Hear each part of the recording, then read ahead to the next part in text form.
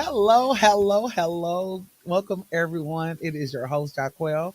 And once again, we are here with the Woww Podcast, where we are focused on your health, body, mind, and spirit through your journey of grieving. We want to ensure that you are doing a healthy lifestyle.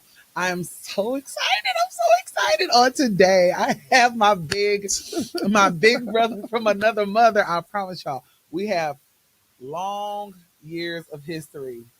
My grade is just hiding. His is probably hiding too. But I just want to introduce him because I believe in giving people honor where it is due. This man of God is a certified life coach. He is a certified substance abuse counselor. He is a certified John C. Maxwell uh, that deals with the 15 invaluable laws of growth. He's an author. Definitely want to talk about that today. He's also a singer, songwriter, musician. He is Stellar Award nominee. Come on. Okay. He is a loving husband to Kim. Shout out to Kim, Woo-hoo. Kimberly Locke. He's an amazing dad to his 5 children. He loves people. That's just where his heart is. And he lives life on purpose. I always hear him say that motto, I live life on purpose. He organized a bereavement focus group at his ministry, and other community outreach ministries that he's going to talk about today. And with the slogan and the motto, obey God, he'll bless you real good. Please welcome with me our senior pastor, Pastor Marlon Locke. Hit that clap button. Boom. Y'all know how to do it. Thanks for having me. Thank you. Yes. Thank you. Now I call you Tony or Pastor T. Yes. So if I say that, is that all right? That's absolutely Because I know you gonna call me Kelly, and that's Yes. fine too. That's my nickname. So people don't know your story. First of all, it is an honor to have you here, and it's an honor because we hear so much about pastors in a negative standpoint, right? And I've always been a firm believer of Jesus and therapy, bringing that together in the forefront so that we're able to understand, yes, God is a healer, but then there's some other things you need to do to Absolutely. ensure that you're getting that healing. Yeah. Because I love how you say, and I'll let you, because I don't want to mess it up, about the praying and people go home and then what are we doing after that? But I want people to just know and understand the life of a pastor, and that you guys are not exempt from going through things. Absolutely. So if you can first just kind of give us a synopsis. I got questions, but I always believe in following and being led. Absolutely. But I want you to kind of talk to us about who is Marlon Locke, outside of when you take your pastor hat off, when you take your father hat off, when you take the husband hat off, because you're still human. Yeah. How did you become this awesome man of God in spite of all the grief that you faced? Well, first off, Kelly, thank you. That intro was amazing. I wanted to look and say, who are they talking about? But that, right? And thank you for your strength, your courage. To those that don't know, I'm sure everybody knows your story. If they don't, they need to hear it. Your strength is just, when you reached out, is the wow factor. Like, absolutely, I'm gonna make sure this happens. So thank you for having me. Happy pre-Mother's Day. Okay. I know you're an amazing mom, was an amazing wife, and just grateful, right? So, a lot of times, when people are kind of promoting you, you got to let that person know, like, hey, you need to be promoted as well, right? Aww. So kudos to you. Love you, Thanks, sis. brother. Yeah, thank you. Awesome. Who is Marlon Locke? I'm just born and raised in Milwaukee, Wisconsin, man. 49 years old. That's what my mama tell me. So I really don't know when I was born, right? I'm just April 26, 1976. So I just roll with it. Right. And just a regular guy. Like I said, I love God. I love people. And I think my strength comes from, my brokenness and my dependency on God. Wow. That's all I'm over in China. A lot of times when they break a vase or vase, wherever you're from, how you say it, they won't never throw it away. They get it, they heat it back up, but they seal it back together with pure gold, and it makes it valuable. Wow. I'm talking about it's broke. Right. But most will throw it away, but the gold, the value in it, now they sell it for hundreds of thousands of dollars. I really feel like that's our life. We're broken, and God somehow mends us back together, and now we have this value to others, but it only can come through our brokenness. You already started. If that makes sense. And I'm trying to be regular, but like that's literally how I view my life. So like, yeah, I'm just broken, man. One of the things that we talked about, because I met you, I was 15, and I became a member of Unity at that time, and you were known for the drummer that can sing. Drummer that can sing. Sitting there, I never seen I'm in the pocket. Drummer. Listen, playing and singing, and I did not get paid. Let me just throw that out there for you musicians. just taking advantage of these churches. I sang and I played and I cleaned the church and I didn't get paid. That's another story for another day. Go ahead. I'm telling everybody. Right. Like we're gonna this out here. We're gonna put it all out there. You have, and I think that's we were just having a simple conversation, and I was sharing with you that I lost my father. It was only like within a year, and then you was like, sis, wow, I lost my dad when I was about 10 years old. Yes. And I looked at you like, how are you making it? Wow. You know what I'm saying? Yes. And then to hear others talk about your story, the loss of your family, like you just ministered, and then all of a sudden you lost your dad right after that. Or can you give us like a walk of a child? You are a Black man, a man of color, and you're losing your father after maybe a great milestone in your life. Can you talk about that, how that affected you? My dad heard me preach my first message. I came from St. John 3:16. My subject was God is a good God. I was so little and short that they had to put a little wood podium down for me to stand up to reach the microphone. My dad is there. He's crying. My brother Mike, who's incarcerated at this moment now, who I love with all my heart, who's a mentor of mine while incarcerated. Let me just throw that in there. He like the most realest counselor that I can have. So shout out to the big bro. And my dad was there. He just cried. That was April the 20th. My birthday, April 26th. And I told my granddad I wanted to preach when I turned 10. It just so happened that Sunday was April 27th. So I preached my message. May the 13th, they found my dad dead in a car, and they found heroin in his system. Years later, I have my oldest daughter, Tonay. Guess when her birthday is? May 13th. So the same date that my dad passed away, God allowed my daughter to come into my life. OMG. Who I got her mom pregnant before we got married. Let me just throw that out there. Since we out here, I just gonna tell it all. You doing true serum today. Yeah. But and I don't say it in a braggadocious way, but I think people need to know the things that people go through. A lot of people look at your platform and say, hey, you're so awesome. Actually, I'm not. I'm really broken. Yeah. God mended this thing back together. So now if he can do it for me, he's no respecter of person. He can do it for you. Yeah. So now just having that, had my granddad, my brother step up, but my granddad was critical. My granddad became my granddad obviously became my, you helped me, you sang at his homegoing service, right? He became my best friend. I mean, and growing up, my dad was in prison when I was little at Warpine. So I stayed with my grandparents during the week. I was my mama's weekend baby, right? Because she had my other brothers. And she was working at Wisconsin Bell. That ended up being the mirror tech. Long story short, and even when my dad passed, we were at the house on Village, 7120 was Village, and we were going through the funeral arrangements, and they were talking about like song selections and who was going to sing. And my granddad said, Tony, talking about me, I need you to do Walk Around Heaven all day. So, wow, I'm 10. Yeah. Everybody was like, he can't do that. My granddad said, why not? Gotta give him strength. Whew. Yeah, that. I'll never forget, I'm singing. One of these mornings, it won't be long. You will look for me, and I'll be gone. I'm going to a place where I'll have nothing to do. And I'll just, when I said walk around, my oldest brother, Melvin, was crying like you would not believe. And that moment when I saw my brother Melvin cry is when I broke down and cried. Then my granddad, take your time, son.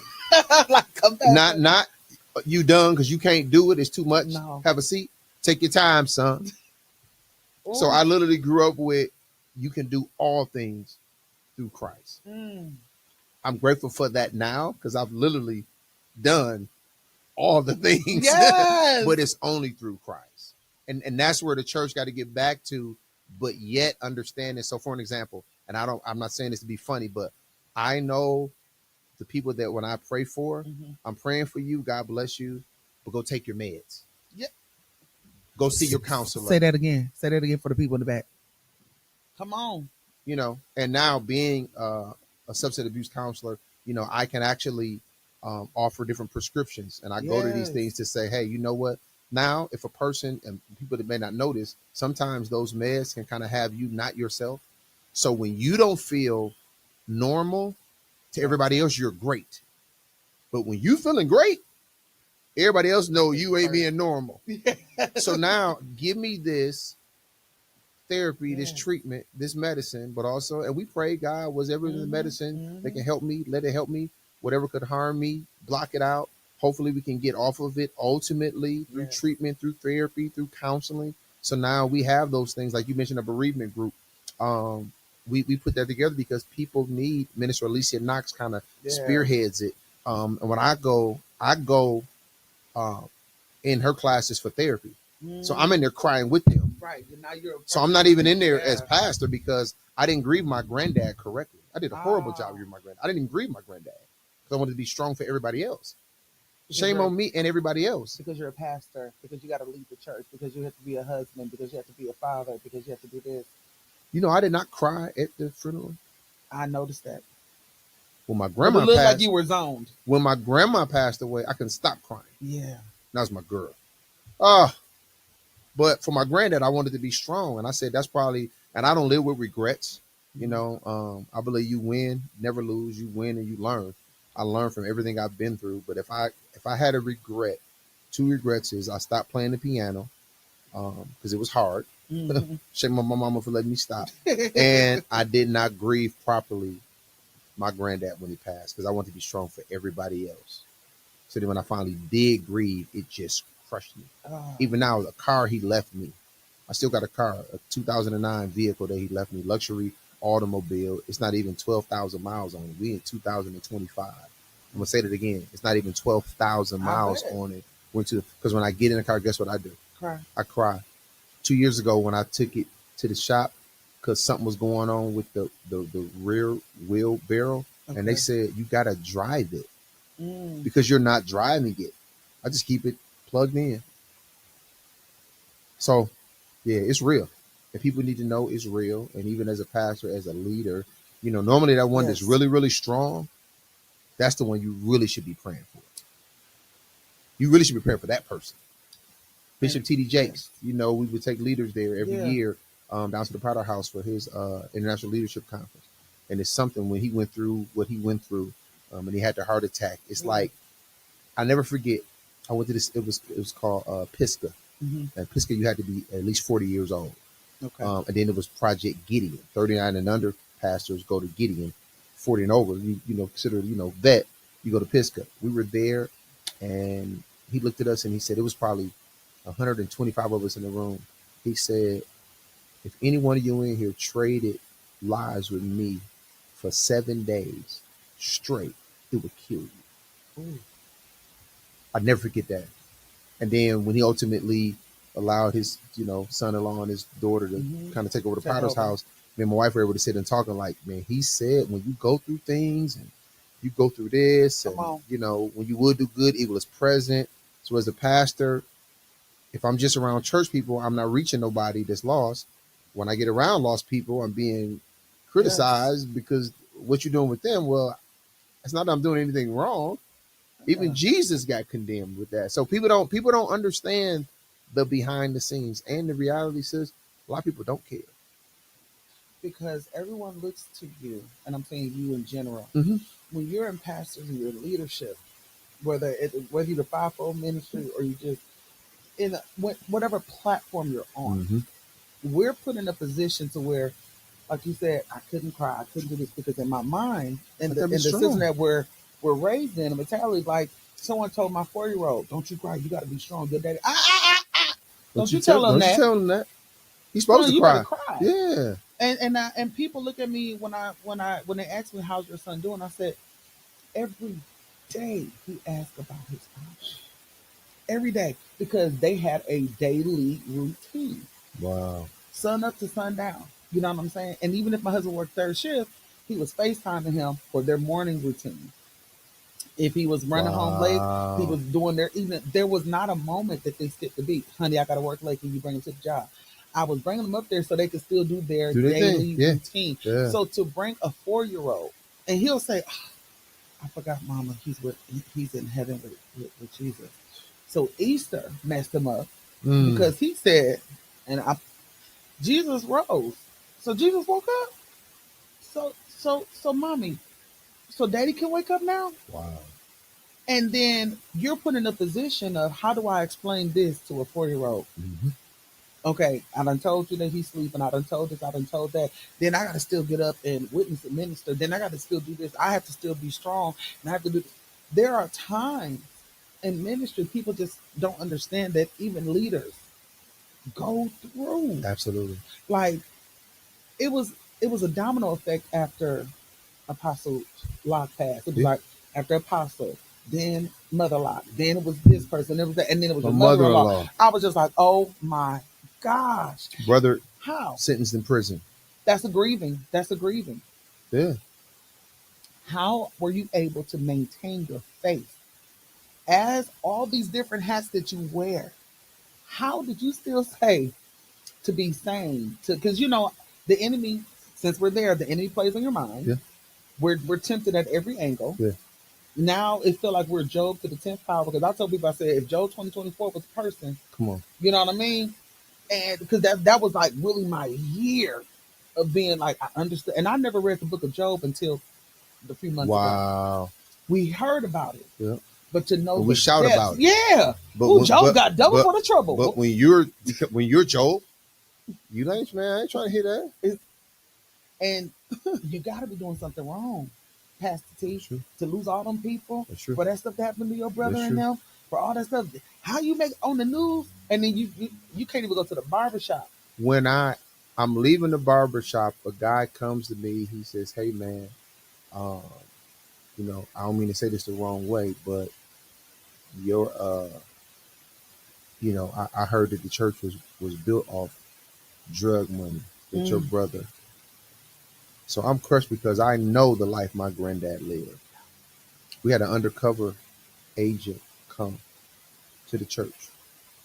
They said that my brother had women and he would get the women, bring the women to me. I would take them in the basement of the church, try the women out. I can't make this stuff up.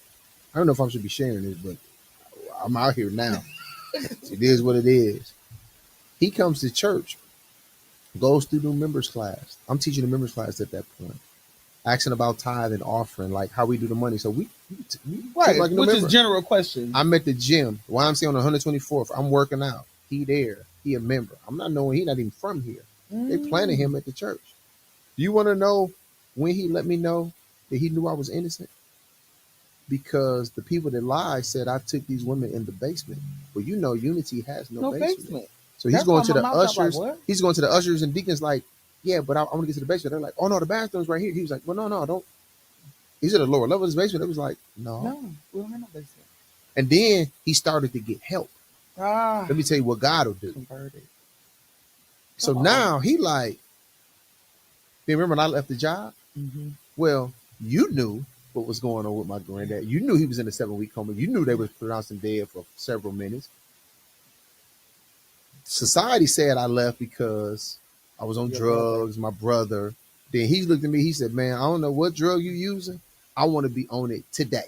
Because your drug is work. If you get high on something, you look better than most high. Unbelievable. And to hear that just hit me to the core. But I remain God is faithful. I've been saying this for a while now, but this is what I tell people. No matter what the situation is, Romans 8:28. Come on. That's the goal. So no matter how we're hitting, for those who don't know, it says, and we know that all things work. Come on, somebody. Work together for the good. Yeah. Who love God and called according to his purpose. Yes. So at that part. So now It's happening, and I look at the goal. When my wife lost her mother-in-law, I opened the door. I went and saw her laying on the floor. I went and touched her. And my wife saying, "Hey, what's going on?" I said, "Call 911." I knew she was gone because of how cold she was. But I had to tell my wife, I'm 828. See, this is the thing, sis, and I want somebody to hear this, man, or see this. Ooh, you helping. Yeah. Today. I said I wasn't going. No, listen to me. The goal is needed. The goal is the goal. Yes, if all things work together for good, so some good gonna come out of this. It don't say it's gonna feel good. Yeah. Because it didn't feel good when Jesus was getting nailed in his hand. No. Nailed in his feet. Matter of fact, Jesus said, "Let this pass." So in hood terms, hey, come on, Pops. I ain't trying to go through. Really? Waiting to the blood. And then my crew that I rock with, not the other disciples, like y'all, my mans in there. Y'all go to sleep at my lowest moment. But it's not until you have your lowest moment. 4 years ago, I had a situation that happened at the ministry. I tell people this: I've never done anything wrong as a pastor, but it's a huge difference on how I'll handle things now versus in 2009, 10, 11, and 12, gotcha. 13, 14, right? Yeah. And when unity grew at such a rapid rate, I had no point of reference of that. Yeah. Everybody had my grandparents' phone number, 414-466-7666. Yeah, people saying then, why you got all them sixes? That's the devil. My granddad like, what Wisconsin Bill gave us this number. Wait, nobody think about that. So my reason is sharing that is when you're going through, you have to know what the end goal is, you know. And because I love people, I have people say, man, I don't know how you deal with them people, because I love them. That's why Jesus says a new commandment. Yes. I give you. Yes. Love others as I've loved you. Because when you say treat people how you want to be, love them like some people don't love themselves. Some people never been taught love. So now they're in a whole, I know this kind of off topic, but yet it's good. All kind of go there. We're in the vein. Yeah. In the so vein, and if they never been loved, like I have guys that'll tell me they love me, that cry and say, man, I never told my daddy I love him, but I'll say it to you. And I enjoy it. And I still don't want to say it to my dad. Go figure that out. So now but again, somebody that's broken and needed love, I give people what I needed. Yeah. Like when I was broken, like I need to be put back together. Don't hear something about me and you run with it. Yeah. Care. Ask me. Did you see I'm super transparent? I'm going to tell you the truth. Let me tell you something. One thing about me, if I did something. Yeah, I did. Because guess what? You have too. But you don't fight on anyway. Well, let's just be the open book. So people say, you go to that church, man. You know his brother. Oh, yeah, he told us that when we joined. Yeah. I got a brother in prison. We believe in God to let him out, but he's been there for about 16, 17 years. Keep hope alive, y'all. Y'all, I got my oldest daughter. I got her mama pregnant. Yeah, we got married, but she was pregnant before we got married. What? I just got married because I knew the church people would judge me. So I got married at 18. But I was divorced at 20. Then from 20 to 26, I was the biggest harlot you could imagine. Not using the harlot word. Well, I'm be on. I want to, pastoral harlot, HARLOT, the big. You know what I'm saying? I don't want to say what I was. Yeah. Then I was saying in the braggadocious way, but God had to deliver me. Yeah.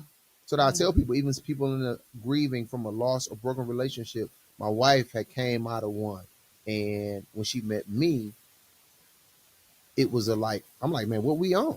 She like, oh no. She knew I was broke. Ken. Right. I was a police officer. I had the females. I'm missing that. She like, nah. She said, but if we get married, I'll take care of you.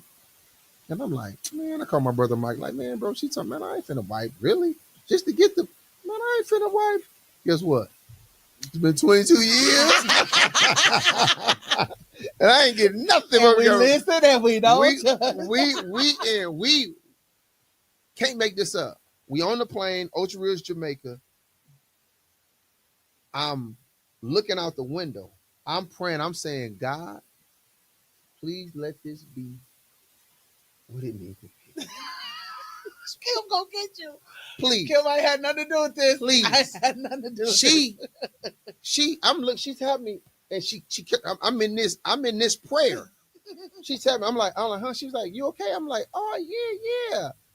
Because we hadn't been intimate. Right. So I'm like, in my mind. Jesus, this got to be right. This life's got to be right. Lord, you said it. Listen, we did it the right way. Now, mind you, we did it the right way, but I was still involved with other women while we were engaged. My mental So health. you were still grieving. I'm broken. Still grieving and broken. I'm broken. Mm. And you get taught, man, the more you got under your belt, but I'm broken. So when I became suicidal, tried to take my own life as a police officer at District 7, 3626 West Fond du Lac. Are you serious? Absolutely. Well, I know because you're the truth serum today, but it's just, but you were in ministry. Man, You I'm playing the drums, preaching. I'm singing. And you know what I would do? Let me just throw this out there. Whenever my granddad would go out of town, it was me, Mike, Troy, Big Kenny, Joe Roberson, Dugard. So we knew my granddad would go like they'd miss 2 Sundays. Then we had Tuesday, Thursday, and First Friday service. Right. So when we would have to preach, I would say, Lord, I know I ain't been living right, but I know I gotta preach. Use me. In Jesus' name. Amen. You touching on some stuff that's gonna mess people up. You know what's crazy? He would use me. And I would feel horrible.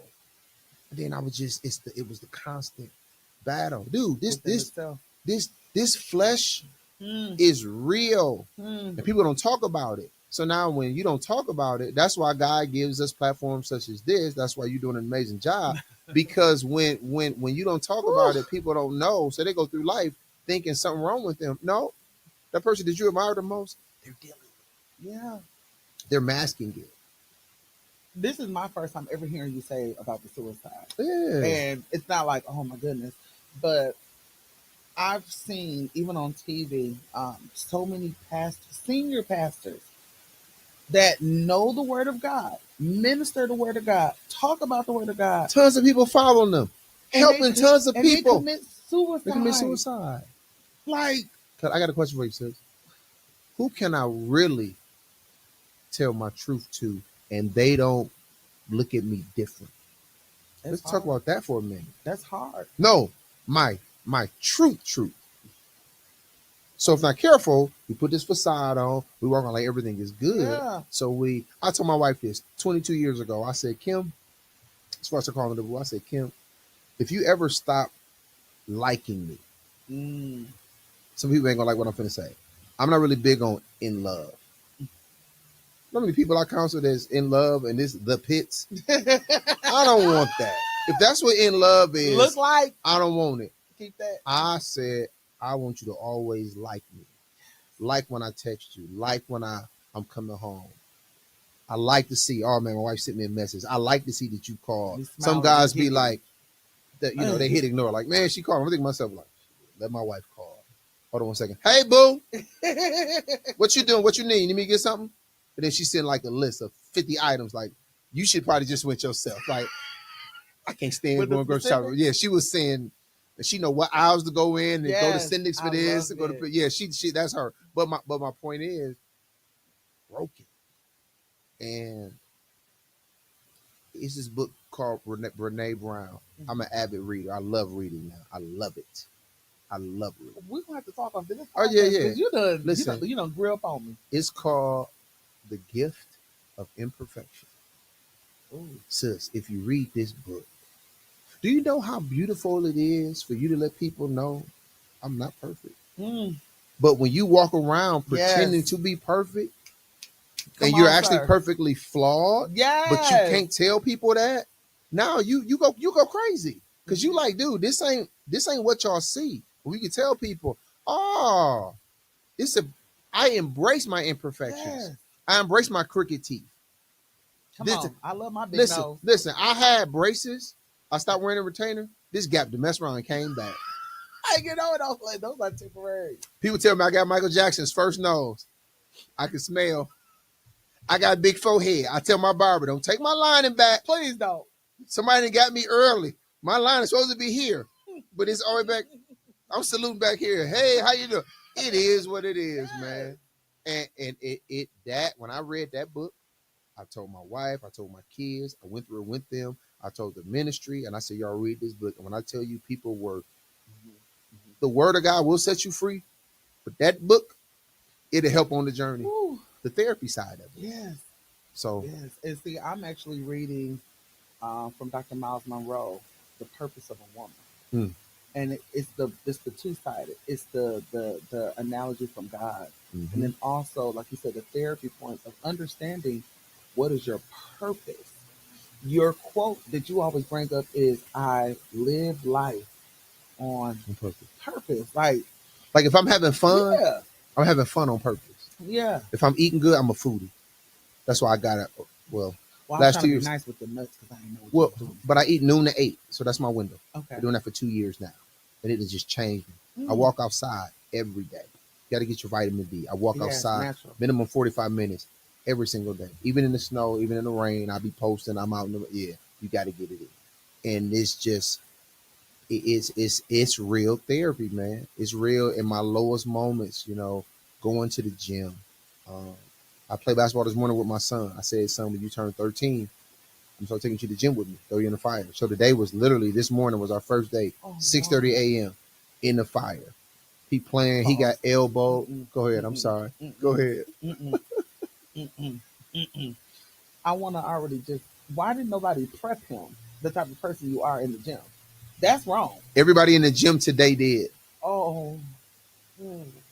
And I only know because remember you was a trainer Yeah. at the church Yeah. for all the women. They was like, I want to be slim and trim. And I said, Okay. I'm not joining that. Okay. Remember we did the biggest loser? Like, Yes, yeah. All Kelly, right. I you want got to you. join it? No, I said Tony is We're going to crazy. be down I'm there not. this summer too at the Hill. I got something that is signed up. I'll pray for you.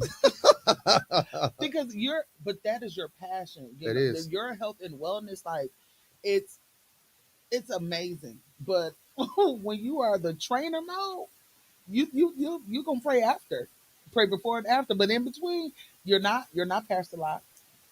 You're not old brother Tony, old Marlon. You Let's get it. are Coach Yep. Locke to the 10th power, and that's your passion. Like that's why I said, "Ooh, time out." Did anybody I prep got him? I got certified from Health Coach Institute as a life coach. Yes.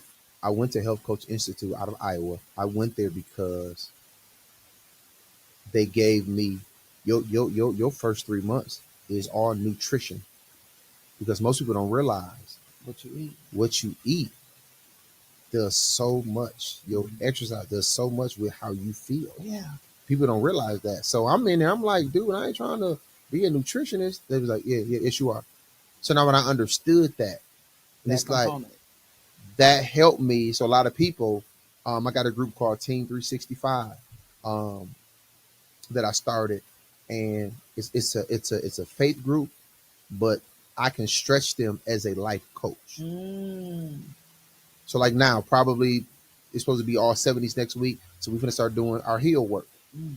Start doing our stairs, Yes. right? And think about it. It's a book called Atomic Habits. Say, since you go to the gym one day and you get on a treadmill and you walk for 2 minutes, you went, you showed up. Most people don't show up. No.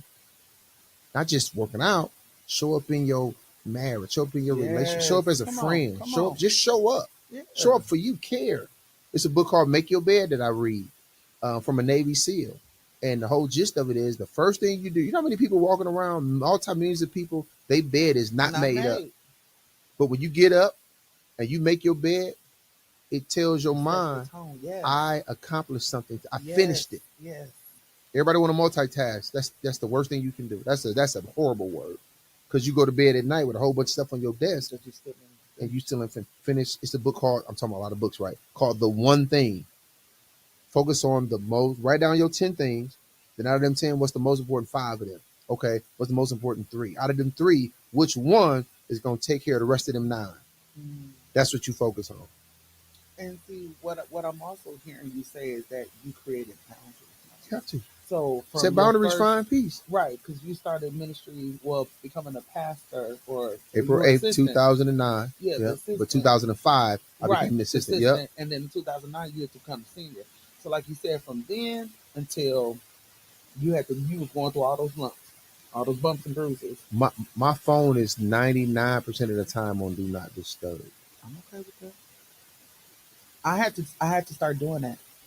I didn't before, and I think it was when my husband and I got serious, and Yep. when we got married, I noticed like we've been trying to do something, And he was like, he just flipped. I said, oh, you ain't got to tell me twice. And one of my mentors told me, don't even flip it on. Don't even have it on the table. Put it up. Put it up. You're the most important. So I'm with my kids, and I'm at the events. I'm locked in. It's crazy, man. Set boundaries, find peace. If you set boundaries, you find peace. And see, boundaries is not for the other person, it's for you. See, this is the thing, Kelly, because you so loving and you so kind, you have a heart of God, you want to help people, you're not jealous. I'm willing to do whatever I can do to help people to take advantage of it. Yes. So people can get your love, but you can't get my access. Come on, sir. That's all. They're going to feel the love. Hey, what you think? And then what you do is, hey, Wednesdays between 3 and 6, that's a great time for me. So you let them know. Don't call me any other time in a really nice way. Yeah. You ain't got to be rude, but when you a giver, yes. I give you an example. If somebody came to you and said, Miss Kelly, can I have $250? I got this going on, I got that. They give you a whole spiel. If not careful, you would do it because you a giver. Yeah. And if you got it and don't give it, you will feel bad. Like, well, I technically could have. That $250 been the worst $250 you could ever give. Man. So no, we're gonna sit down and write up.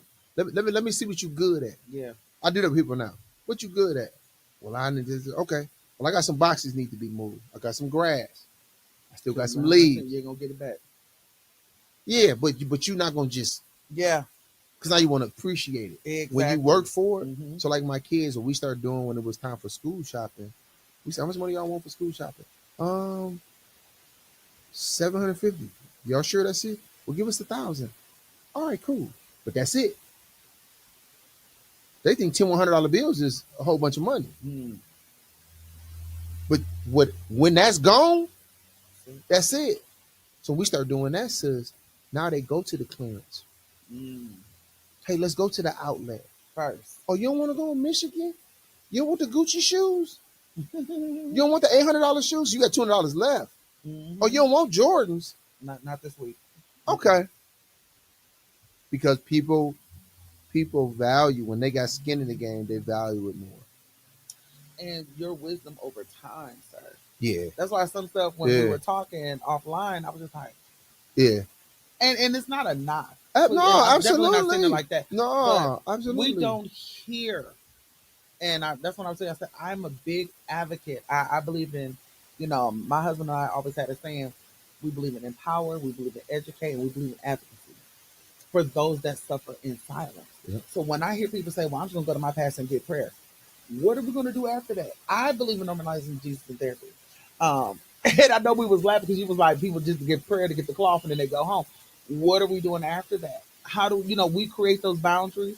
We're creating this and that, and other things to make us be better. But people do not believe, like, pastors have lives, leaderships, whatever. If you're on ministry teams, like, I love the fact that because I want to say this respectfully, your church is considered in the area that it's in. You're in 53205 or 06?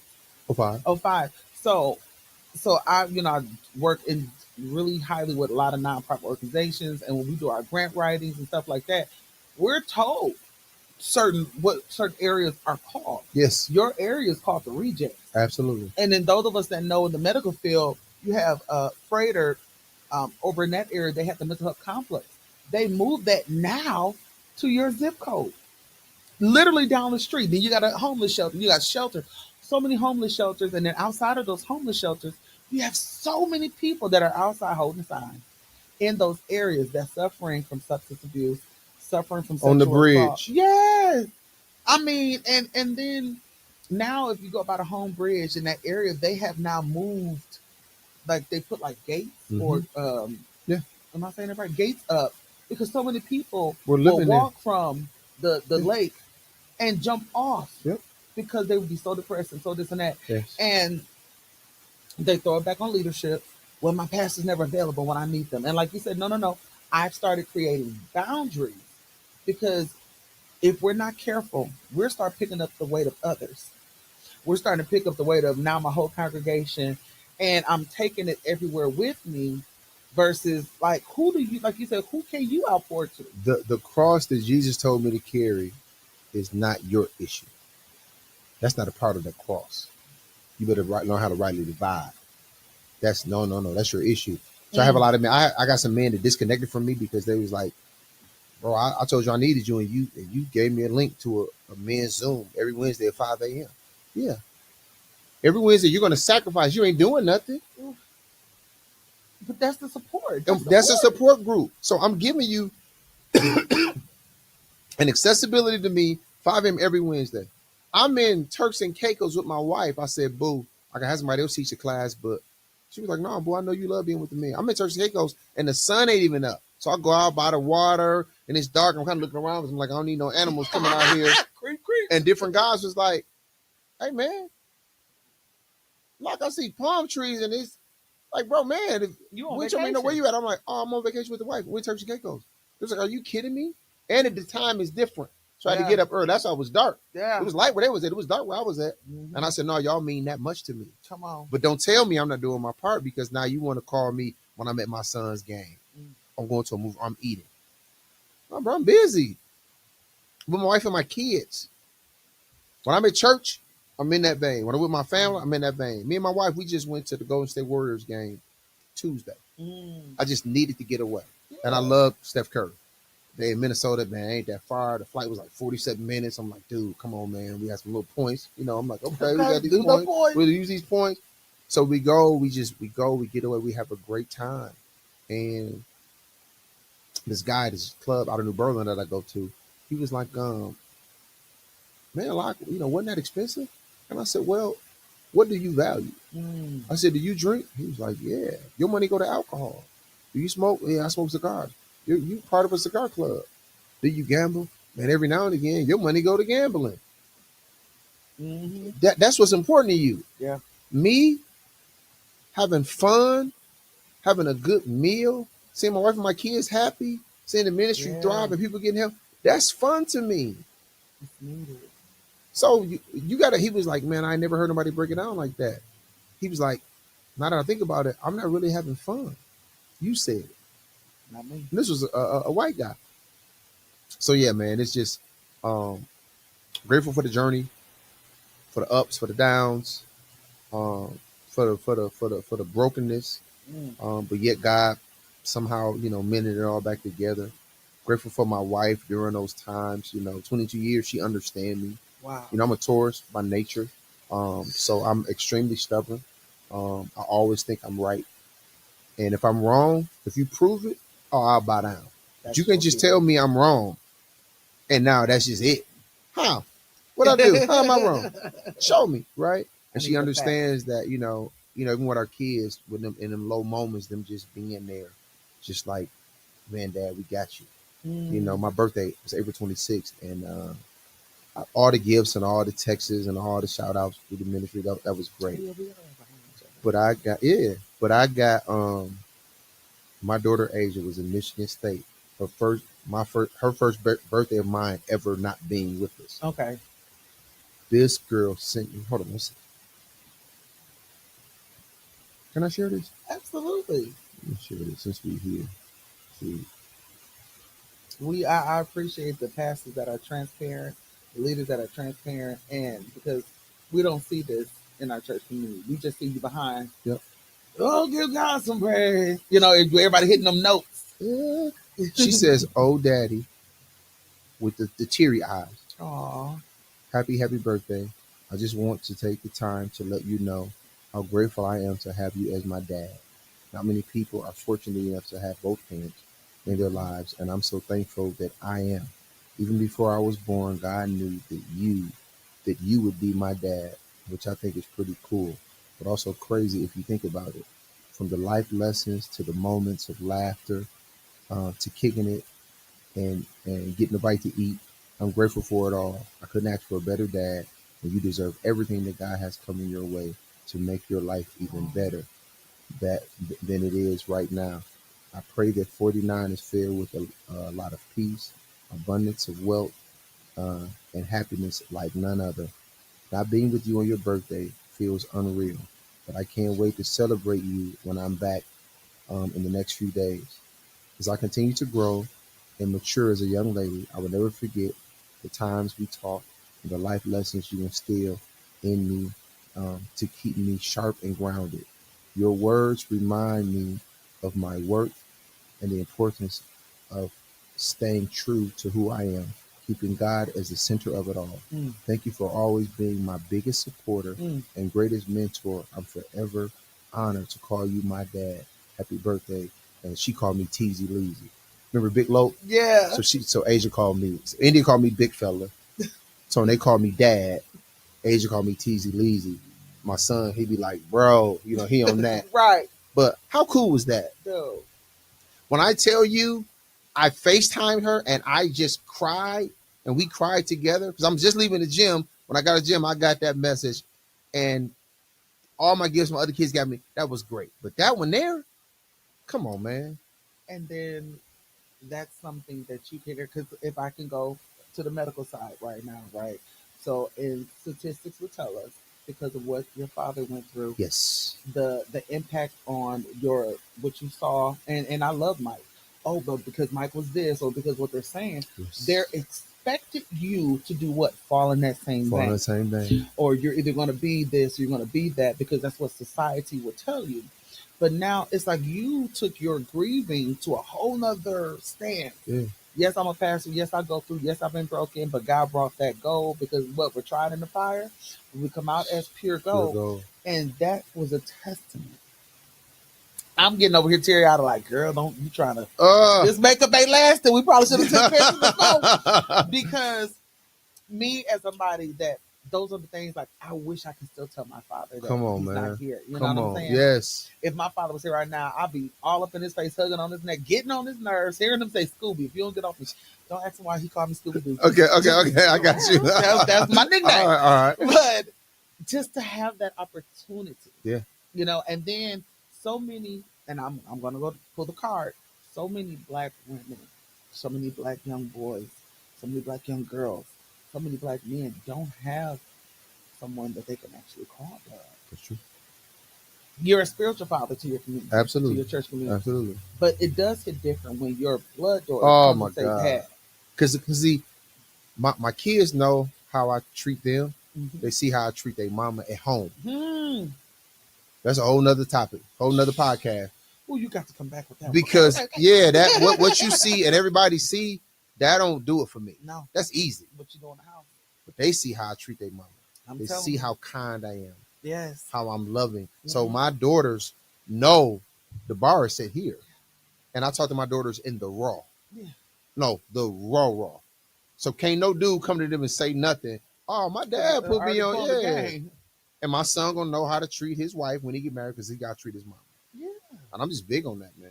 And that is nothing but confirmation because that's what we did in our house. Yeah. My son, he always saw my husband and I loving on each other, showing each other love. If we're in the kitchen together cooking, or if we're doing this and that, he always saw that. So my son naturally is gonna walk up to you and hug you. Yeah. Or, because he'll say, Mommy, I don't like how they look. I think I should give him a hug. Wow. Hey, you don't even know that. In my mind, but God had to tell me he has a strong discernment already now. And it was somebody, give an example, somebody was sitting there, we were in Chicago, and the man was just down, and my son said, and he was maybe 3. He said, Mama, I want to give him a hug. And my son walked over there and hugged him and said, You okay?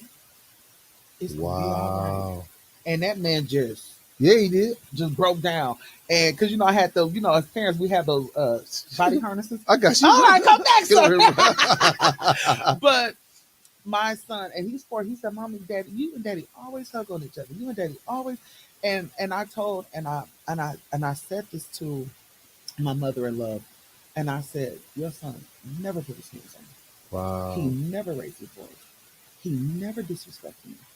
Regardless of what social media may say about our, different people, whatever, I only could go by what like you said, what happens in this house. Yeah. Because in this house is what showed our son how do you treat somebody, how do you do this, how do you do that. You know what I'm saying? This is our baby. He's going to take on that. And, like somebody says, don't cry, you got to be strong. Cry. Because that takes so much pressure off of you. And yes, I'm in ministry. Yes, I'm in leadership. Yes, I attend church. Yes, I do this. But Lord, there are some days where Jaquell has those moments. I miss my husband. Yeah, And then it yes. takes me to a point where, dang, because like you said, your grandfather was your best friend. My husband was my best friend. Mm. And then it puts me in a place of I lost my father. So now that was my first best friend. So now you got a 12 between that as a child, now as a wife. Oh, I thought I was doing better, but now we're reverting back. Can You you my give us, message tomorrow too. oh, Just so you sorry. know. Can you give us some encouragement from a leadership perspective on how we're walking and we're tried through the fire? How are you walking and getting that gold? I love that analogy that you talked about, that vase being broken. Yeah. Can you encourage us? Because I thought about that song again. I told you about when I first joined Unity. I was 15 years old. I'm trying not to cry. Whew, you got to come back I because can I I can know do I'm all hitting my things time. through But Christ so who yes, strengthens me. you was on the drums, and I didn't know. I was like, and I'm hearing everybody sing Tony, and I'm like, who is Tony? Who's and I'm everybody's looking over the Where's he musician at section, singing? right? So I knew Elder Kenny was, and I was like, well, he's not singing. Who is this? And it was just the simple scripture. Yeah. So I don't know if you wrote the song, but if you did, I'm giving you credit. If it's not, Minister thanks whoever gave it. Minister Joe Robertson. Shout out to the Okay, Robertson brothers. okay. That's who I heard singing that for years. I heard you sing that. It was so simple. I can do all things through Christ. Do you not know? Mm. During the recent loss of my husband, that song Wow. is what kept me sanity, has kept my peace, and I use it almost every time I make a post. That is like my go-to scripture. My son, he's only 4. I can do all things through Christ that strengthens me. Philippians 4:13. And I said, that you don't know, you know, people really don't know what you go through, but I'm saying this, hey, people take how they want to take it. You are probably one of the only pastors. Now, outside of my church, my pastors, they check on me on the regular. But Mm-hmm. we talking about, Kelly, you've been in Milwaukee, you done grew up here, you're a praise and worship leader, you done did this, you're heavy in the community. I was shocked when I got your text. And you are probably one of the only pastors that have always been checking on me Wow. and my boys, my family, and so forth.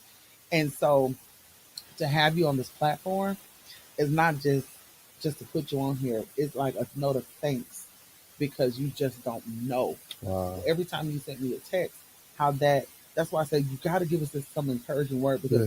I'm in ministry. I'm a leader. I understand that. But I'm also, like you said, we're broken. We're going through, we're grieving. Yes. And then I can do all things. And it'll be, because you ain't doing all of that. It Mm-mm. was just your Real calm. I'm simple, gonna sing it in the morning. it's just a simple verse Yeah. that you're doing to remind us who we are in Christ. So sometimes, Jaquell, I couldn't be on social media because it's too much. I couldn't answer the phones because it was just too much. And sometimes being all things to Christ that strengthens me was don't answer the phone. Don't go on social media. Yep. Don't pick up the newspaper. Don't watch the news. Don't do this. Sometimes that helped me. Mm. So, uh, thank you, man of God. I thank you. I thank you Wow. because I always say people they go back to their normal lives after 3 weeks. It's really probably like 2 days. Well, you got Let me 3 weeks, know. so you're doing way better than let me me because know it whatever was you it was need rough and for me. everything. Those phone calls, Yeah. Yeah. but it's so much negativity.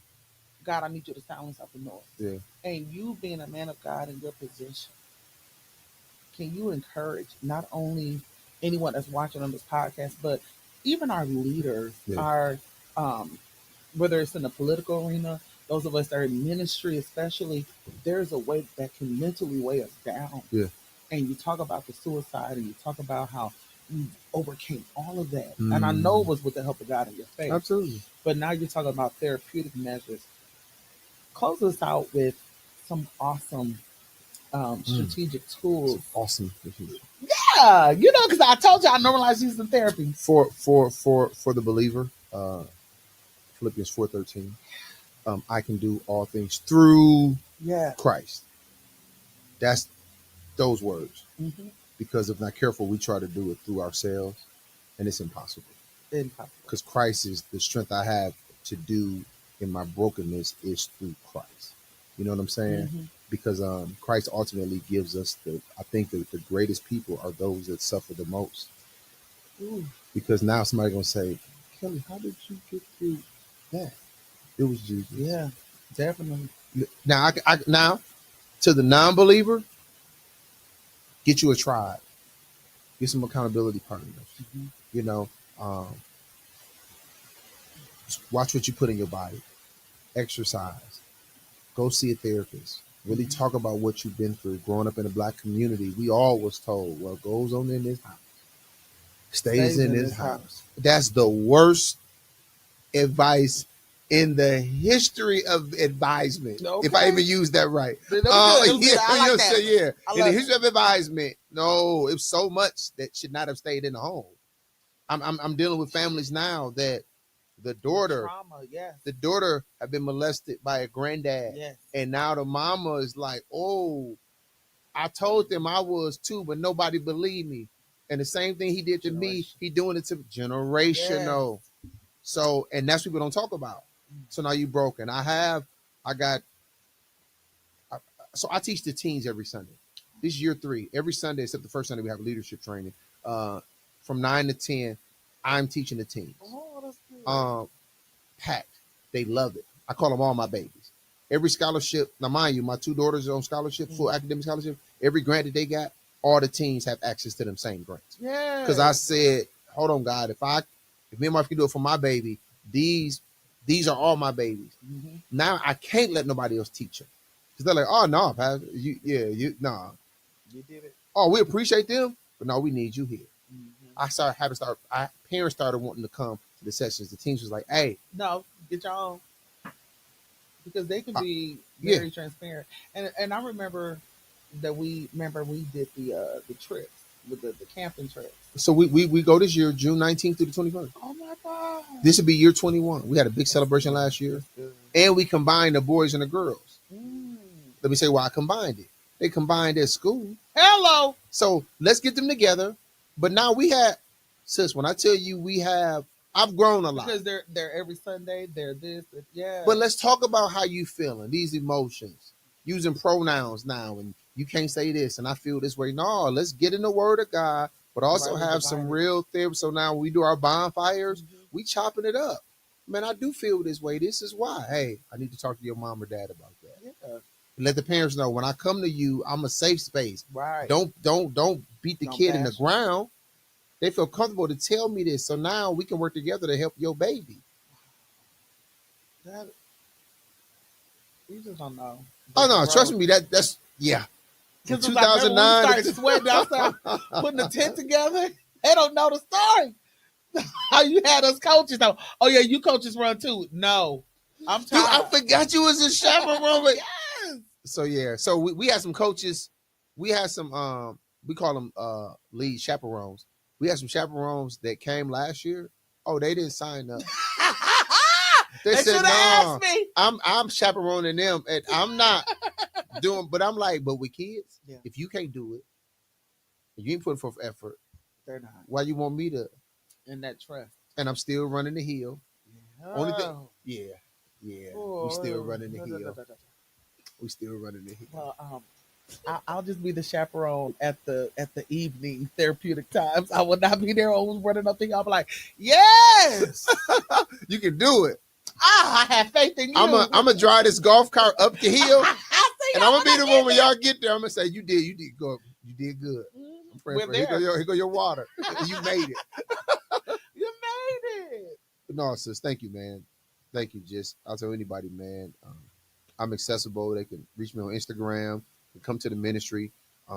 We have so many men on our Zooms that we need that. Just chime in. We just talk about it literally. And it's not like just all Bible. It's real talk.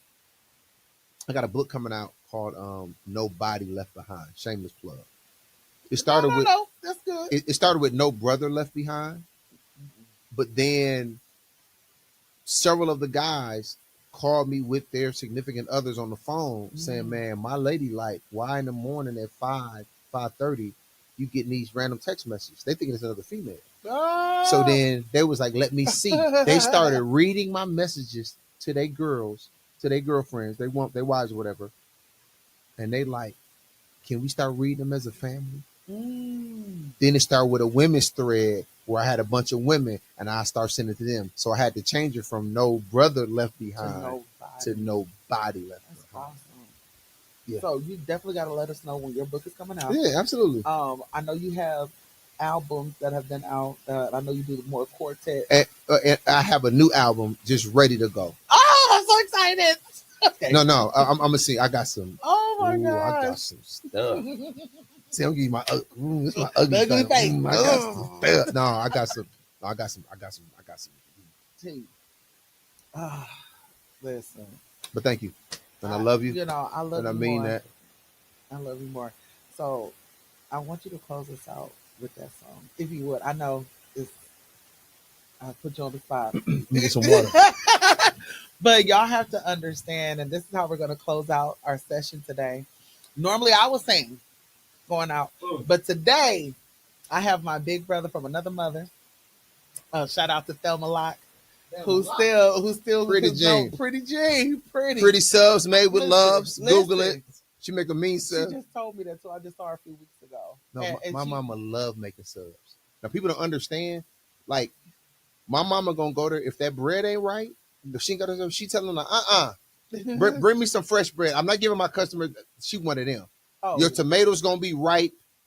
Your lettuce ain't gonna be yellow. My mom is like, she loves making subs. I'm gonna have to reach because she did tell me. I saw her, and when she embraced me, Oh yeah. I almost wanted to just fall over and cry. She was just like, Miss Callie. Yeah. And I'm like, Miss Dad. She'll be 75 in September. First of all, she don't look it. She don't walk it. Okay. And she know how to do the what's her name? Where them pants? Where them fans? Yes! She done learned the line dance. What taught her? It wasn't you, I know. No, lady at her church. Actually, she's a doctor. Shout out to Dr. Darlene Beck. I call her Good Notes because when she first joined several years, a lot of years ago, she took like notes. No, she took her notes is better than I preached. I'm mad. I did just say that. Where you get them from? No, think about that. She wanted to articulate her notes better than I preached. So the song is called it's real simple. Shout out to Joe Roberson. It simply says Philippians 4:13.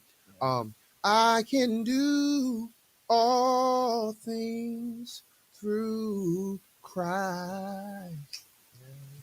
That strengthens me. Oh, strengthens me.